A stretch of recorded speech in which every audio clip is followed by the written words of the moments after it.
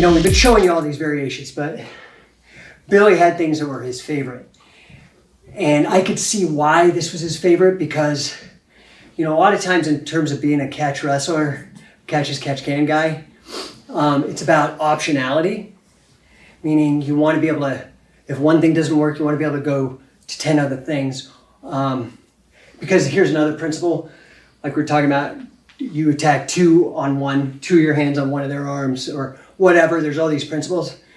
You know, one of the things is that once you get a hold, if you don't finish the guy with it, don't sit there trying to struggle with it. Like if you got a double wrist lock and you can't tap the guy, don't sit there for an hour trying to tap the guy with that move. Move to a toe or a head and move it around, okay? This collar and wrist is really great for optionality. And it's, like the name says, collar with that shield that Sam was talking about, and wrist. Real simple, okay? So, and again, this is another one that you could bait to get into the tie-up. Really easy. So, once I have it, Billy really liked to operate from a front headlock. Now, there's a million ways to get in a front headlock. Any competent folk styler can show you that. Beat the head down, all kinds of different things. Billy had a nice trick. So Sam was talking about the weight, right? What they call in judo, kazushi or whatever. Using your opponent's energy. So I'm going to be pushing the shield, my elbow into his sternum. And when he pushes back, a lot of guys intuitively, this is wrong. I'm showing the wrong way so I can show you the right way. They try to do a front headlock like that or a guillotine or whatever. Don't do this. Put it across. So I push here, I got the wrist. As soon as he pushes back, I put it under this arm and I hold that wrist. Okay? So here, he pushes, here. Okay? Now, I take my grandma of my elbow, put it in his grandma. I still have the wrist. And I grab him at the hip. Not up high. I get more torque here. Now, I put my ear on his back, pivot, turn. Okay? Now, if we spin, keep going, you can see that I have his chin. So I let go of the wrist. As we were going down, I grabbed his chin. And now I can just neck crank him. But it's also a pin, so I can get both shoulders on the mat. Okay? Yeah. So, all at once? Yeah.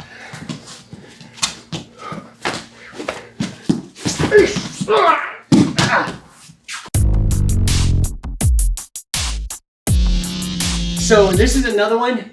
You see it a lot in pro wrestling. I'd like to see it more in grappling actually because it's a good move.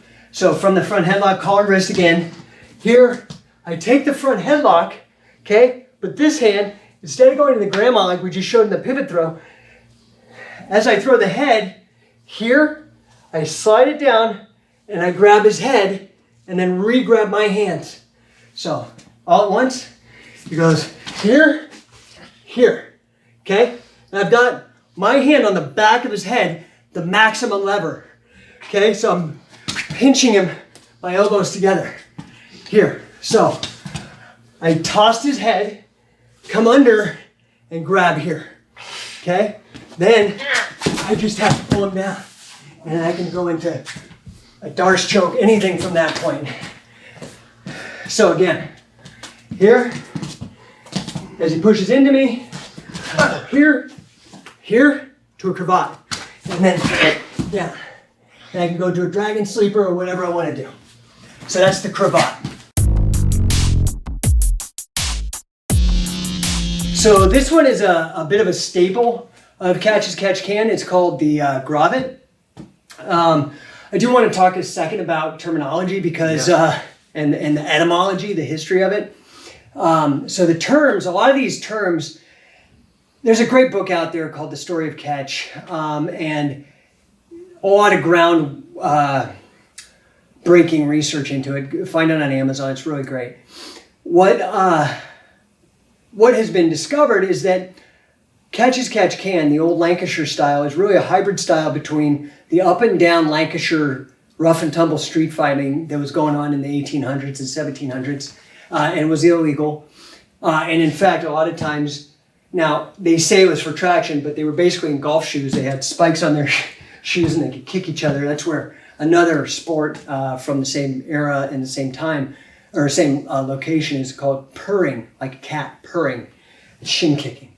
But they used to use them with spikes, and people would die from it. Gangrene infections and shit back then before penicillin. Crazy. They were so poor, it was worth them doing these wagers to make money, and they were willing to put their lives on the line.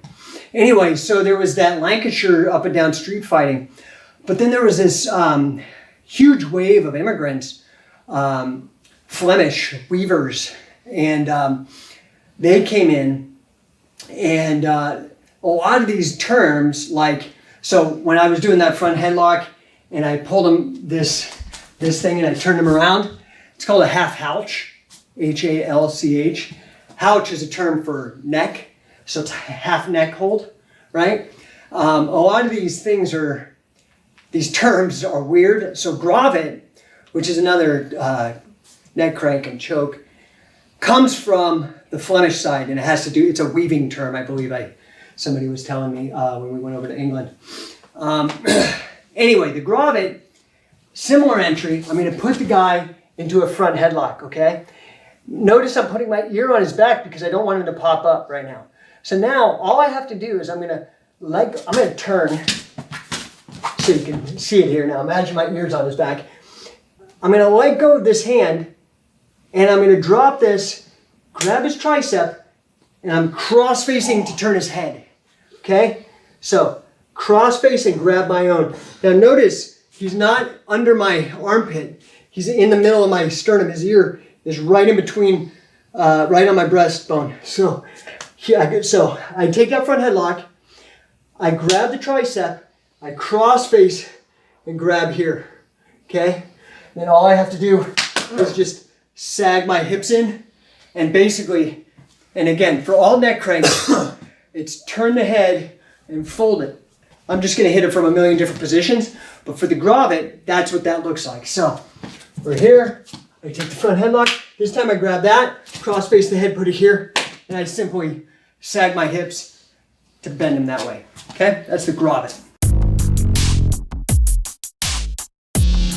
One of our coaches, in addition to Billy, is a great guy, incredible champion, greatest wrestler that ever lived, according to records. Wade Chalice. He made famous the move called the Spladle. There's a similar move, it's different. Very similar to the Spladle, it's called a small package. Comes from pro wrestling. Collar and wrist, front headlock. This time, I'm just gonna block this arm in here, okay? Now, one of the things that's important is your grip on front headlocks, okay? You wanna do this.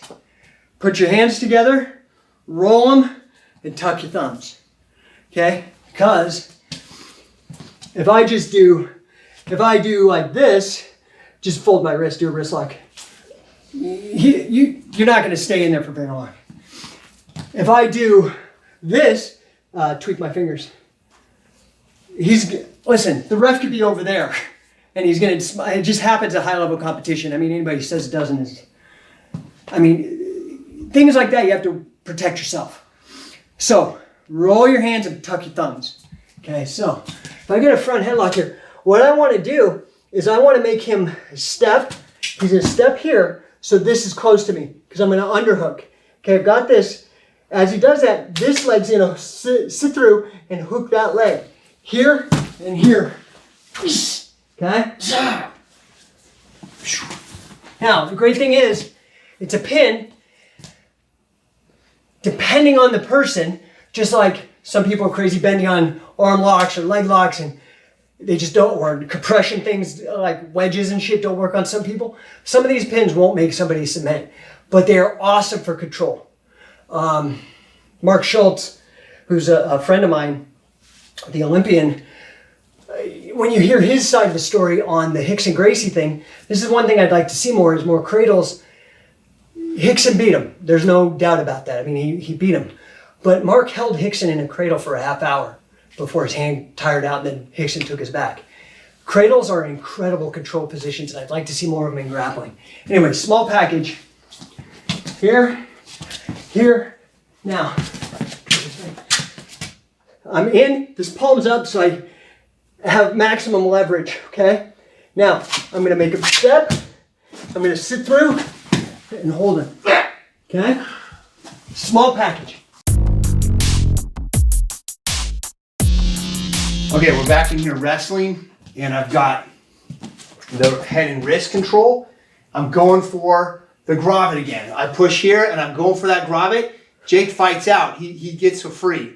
I'm going to use this hand, and it's going to push, and this one pulls. And notice I don't turn sideways. It's here. Because now I can just bring my hands back, pick the leg up, wrap it, and pin a takedown. Deal with this is there, step in. Now, the other thing people, when they see me doing a move like this, a lot of times they're like, well, your head's on the outside, it's high on the hip, what about the guillotine? It's a moment in time. You're not going to hang out there. It's pick the leg, pivot, take him down. You're not holding that leg for 5 minutes and driving and doing triangulation steps and giving the guy a chance. The other thing is if you're not getting it right off, drop the single and go for a double. You know, I mean, you have to, it's what he's saying, you have to change your stuff up. Yeah, 100%. So, you want me to demonstrate that one again? Yeah, one more time. So one more time, you're here, okay? I go for the Grommet, pull. Take that. All right, so now Jake gets in on my single leg, and it could be off of anything.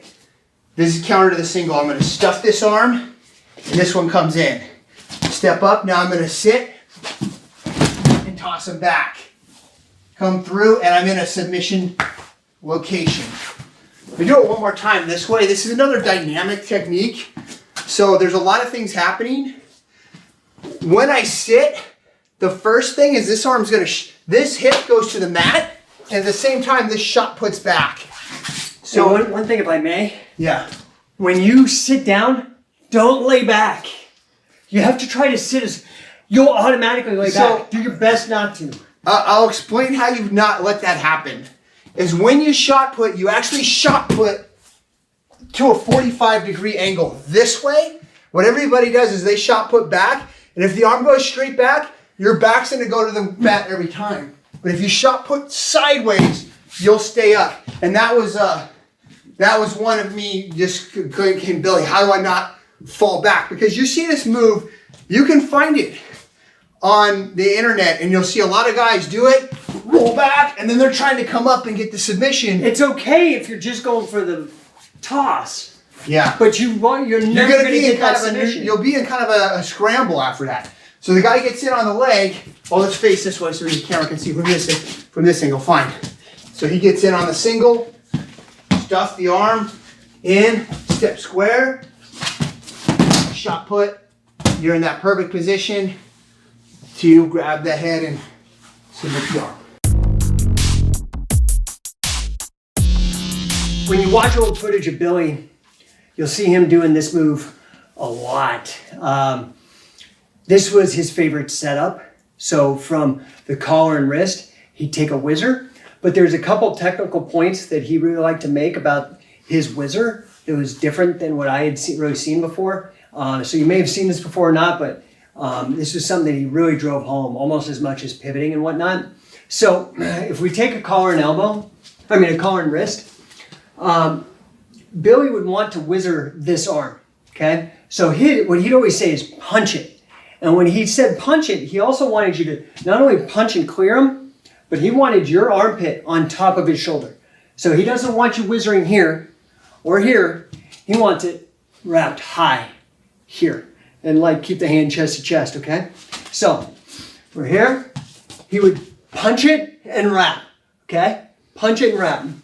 So here, punch and wrap, okay? And we'll get to it in a second, but this is important because if I'm in collar and elbow and I punch it and he starts to pull that shoulder back, now I have head and arm, the head pops out, I have double wrist lock. So do you see, this was an optionality move where he could chain these different submissions. If one didn't work out, he had a bunch of different things behind other doors. So So here, I punch and I wrap high.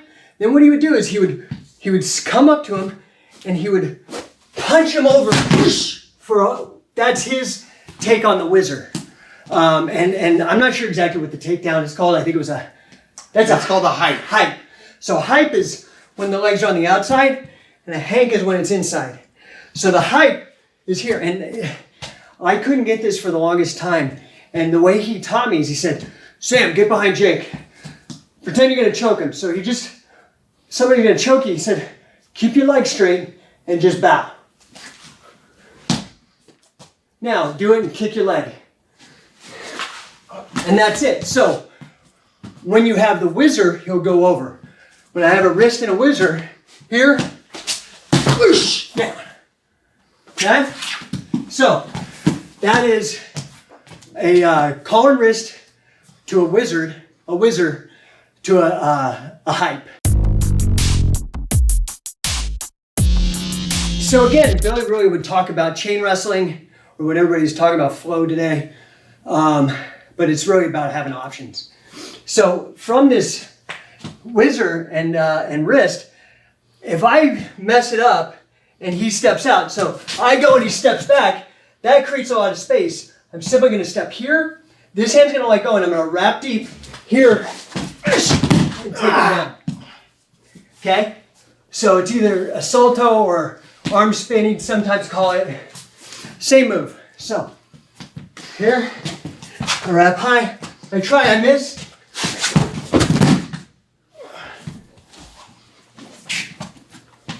Salto from a failed hype and hank.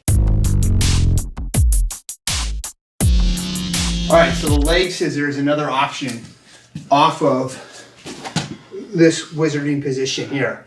You're gonna get the foot in front again, like you're going for a hyper hank, and all I'm gonna do is just jump. Ooh.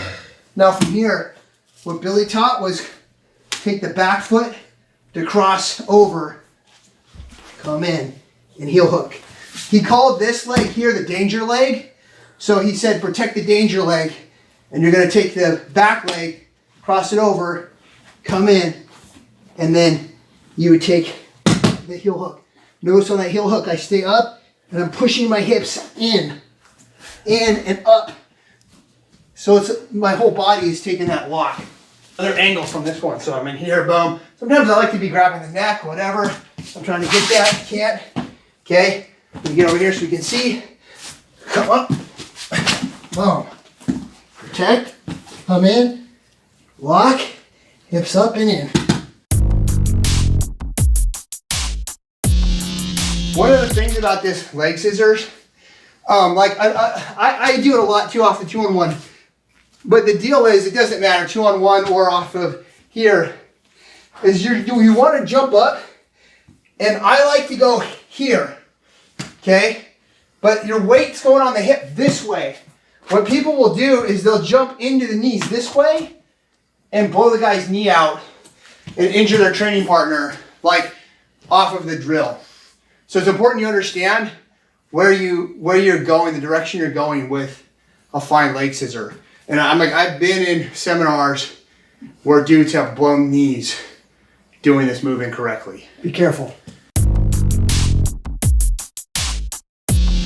You know, we talked about the different phases. There's standing, on top, and underneath has to do with escapes and reversals. Well, there's a lot of escapes and reversals from standing and re-counters to counters. So this is one that Billy would show us because he would like to use that Whizzer. And a standard escape, when you have a Whizzer on a guy, is he just simply brings his arm underneath, right? And wheels out, right? Okay, so what Billy would do is as the guy goes, he'd catch the arm, cross it here, okay? Then he'd square up on the guy's knees and clamp him. Now this is a perfect point where I was saying, you can't suplex him, but I'm too old.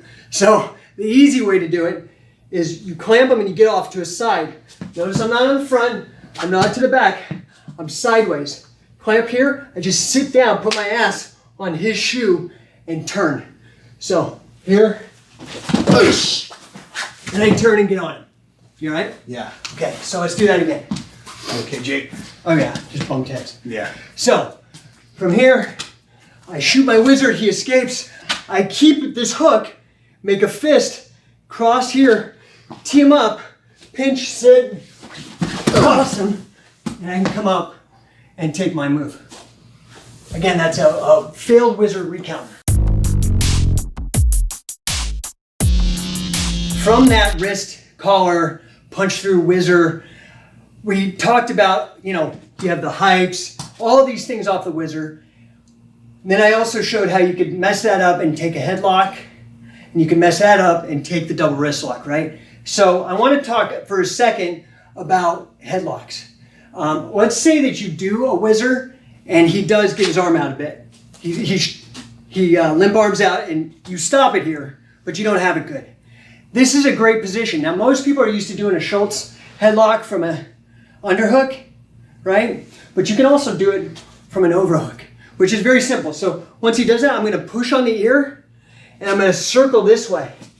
And as I circle, when I stop, he keeps moving and he goes right into the front headlock. Okay, so again, I have the Whizzer. You give me a little bit of resistance. I push and circle right into a front headlock. Okay, so I just wanted you to see that you don't necessarily have to have an underhook. You can have an overhook. If the guy limp arms out a little bit, you can push on the ear and circle and then just wrap your arm all the way around. But I want to show also the headlock takeover. So if we're here, I wrap the Whizzer, and for whatever reason it's not working, I could simply just bring this, remember, my armpit's on top of his shoulder. I could simply come here to a headlock, right? And I could cinch it up nice and deep. Now, the easy way to take him over is this. The leg that's on the opposite side of the head is going to go to the ground here, and I toss him over like that. We'll do it at full speed. So, Whizzer doesn't work. Get him. Okay? Then I can push and do my various submissions that I want. If you understand that, this is the same move, just going if his head pops out. So here I go, I don't get the headlock, but I get this, the double wrist lock. Same thing, opposite side leg of the knee. I'm going to angle this way though. So here, and then I fall over to a double wrist lock. Okay? So, slow. Here, I go for the headlock, he ducks it, double wrist lock. Step out, knee is going to go between his feet, and pull him over. Okay, now look, I'm here. This leg is going to kick over, and I'm going to push off with this leg. This kicks over, and I push off. So now I'm cross, sag back onto his side. Okay? And we'll go over more double wrist lock techniques later. But that's just a double wrist lock takeover. Okay, so we've shown a bunch of different tie-ups, and we're kind of running out of time. There's a ton of stuff to show. Come to our camps, we'll show you some of it. But this is a 2-on-1. So, this is a very common hold in standing wrestling. Again, a million ways to get into it. A lot of times people they shrug it off their shoulders. So they just reach across and grab the 2-on-1 when they look away. And grab it, twist it like this, right? Now, I can also take that sit down from here. That last move, I can also take it from that, okay? But I also want you to understand I can take a Mare. So if I switch my grip, get this under my shoulder. You ready, Sam? Yeah. So, I could simply take him off the 2-on-1. I could go the other way. That's like a backwards Mare. I could simply push his hand across here and take him down that way too. So you could do it both ways. That's a real simple Mare off a 2-on-1. Okay, so this is a recounter from a 2-on-1. I get a 2-on-1, the guy who wants to counter it. A lot of times what they'll do is they'll with this hand reach across, or they'll just try to push this hand off or something like that. The second he reaches across, this hand, grab my hand, grabs this, okay? Now, very simply, I'm going to clear my body, come under, and toss it down. So it's just a way to re-counter. So when he grabs my hand, I grab both arms and take him down. So that's a 2-on-1 Mare, or 2-on-1 re-counter into a Mare. Billy's favorites is this Fireman's carry. And you can get it very easy off again. If I have a 2-on-1, here, I'm going to take the underhook arm that's up high, and I'm going to go over top. So I'm going to go here, and I'm going to lean my chest onto him and put him down. So I'm pulling this like a lever and pushing him down. When that's done, I'm going to come across, bring this arm swimming over, grab the wrist here. So I'm basically switching my grips. Okay? Now I'm going to come here, under.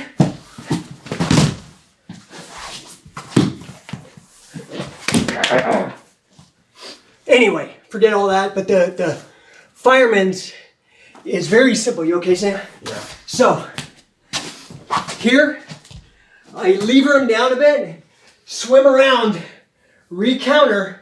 Now I'm going to let him come up a bit. When he does, I'm going to step in between, under, here, and toss. I don't hold the leg, because I'll get cow catchered if I hold his leg. So I just throw his leg, don't hook it, and then I swim around. I like to take the crooked head scissors from here, but there's a million things you can do.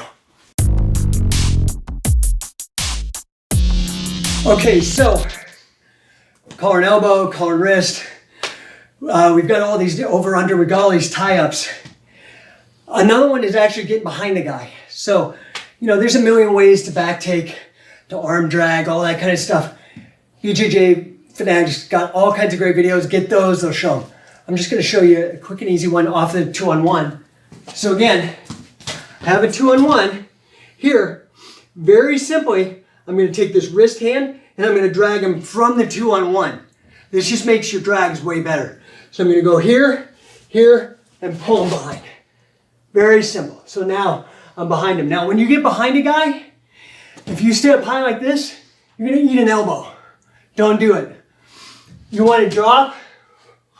And what Billy liked to do is he'd take his elbow, stay where you're at, is he put his ear right in the middle of the chest, or in the middle of the back. Here, he's here, and see, I'm not in the middle of his belly with my hands. I'm off to the side, and here. So this way he could get down here, start cutting into the leg if he wanted to do things to him, okay? But this is really important for you, on getting behind from a 2-on-1. Another option here, you've got this 2-on-1, weights in here, you come in here again, go behind. Now this is called a schoolboy. You're here, this one's going to come here, this one's going to go here, boom, stack the guy up here. Sorry, Jake. That's all right. Jake's got a bad neck. It's brutal. I got a cauliflower neck. You guys got calcification in your ears. I got it all up and down my spine. Let me show it one more time. I'm not going to just stack you on your neck again. You can do it. But you've got this arm here, doing everything like we talked about. This leg, he's going to have to switch to behind. This one's going to come here, okay? So you're going to drag, switch. Now, I'm going to just shoot this and shoot this. I'm just going to do it here. From here, if it's jiu-jitsu, I can keep a hold of this, circle to the side, and just work to a side position if you want.